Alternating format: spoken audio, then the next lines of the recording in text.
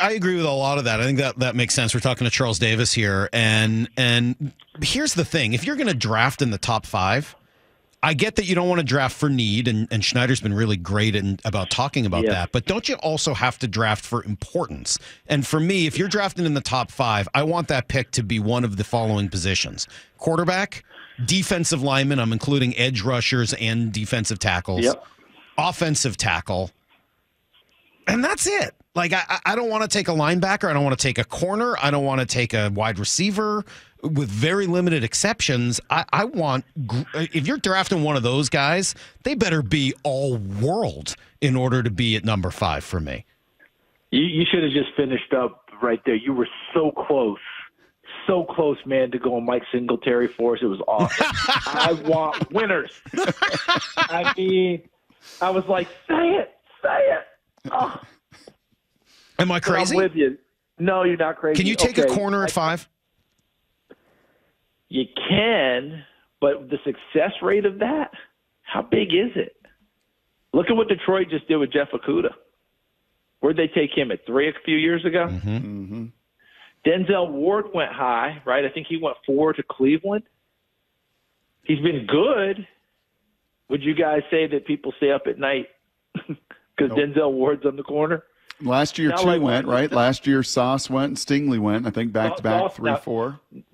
Now, Sauce had that impact last year. Part of the reason, that was a good Jets defense that people didn't know. And DJ Reed, who you guys know pretty well, was playing opposite. So they couldn't just avoid – they had to throw. Like, DJ Reed held up really well. He doesn't get the credit he deserves. Stingley was having a good year. But compared to Sauce this year, and people thought he wasn't having a good one, then he got hurt. So you can – it's just a tough one, right? You better make sure it's just, like if you're going to go high and get it, it better be a Sauce type of a guy. Otherwise, you're not – and look, Denzel Ward's a good player. Remember, they took him instead of Bradley Chubb. Yeah. And as it turned out, that turned out to be the right call, okay, based on their play right now. I'll just say this. Within the division, the Rams, we can lot of laugh at F those picks and all, but when they made their moves, they did it to what you said, Mike. They did it at premium position. Mm-hmm. Okay, they went and got Von Miller. They went and got Jalen Ramsey at the corner, a lockdown corner for them, right? They went and got Stafford at quarterback, right? They didn't go do it and get a left guard. No offense to all the great left guards in the world. But they went and got the premium spots that are going to have that type of impact.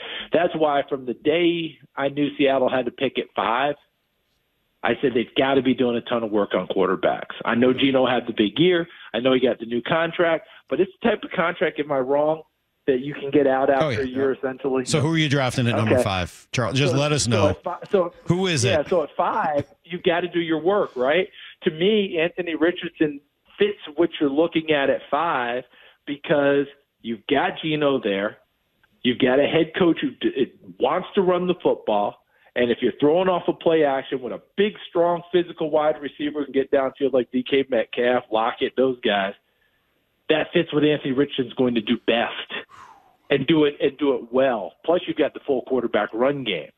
That's why I keep wondering to myself, at 5, are they going to be this bold?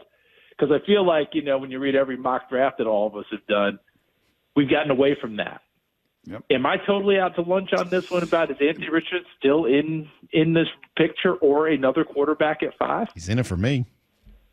Oh, he seems to be in it for a lot of people, Charles. And if we've learned anything about the Seahawks, we better be very careful thinking we have any bead on what they're going to do, Bruce Irvin, right, on what they're going to do with those picks in that first round. However, James Carpenter. However, when they have had 2 top 10 picks, and they've hit on both of them, Charles Cross and Russell Okung, they went to the line of scrimmage. They went to the big guys.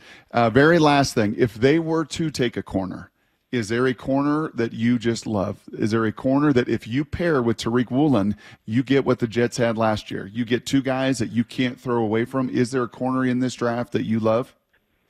I still think Christian Gonzalez is the best pure cover corner in this draft from Oregon. But I have a guy that has been a defensive back mentor for me, and he cursed me up one side, down the other, and he keeps saying Devin Witherspoon, Devin Witherspoon, Devin Witherspoon. Yeah. And Witherspoon is the more physical player. Yeah. The only thing I worry about Witherspoon is he went to Illinois. Brock, you probably saw his development, right? Yep. He went to Illinois about 155 pounds. Yep. He's up to 181, throws his body around like crazy, which you love. But I remember Kevin Johnson come out of Wake Forest. And he's a similarly built guy, played similar. Ding, ding, ding, ding, You ding. love it until he decides to throw his weight around and Derrick Henry trucks him, and then he's out for, a month and a half. Well, listen, Derrick Henry's going to truck everybody. So I don't worry about that much.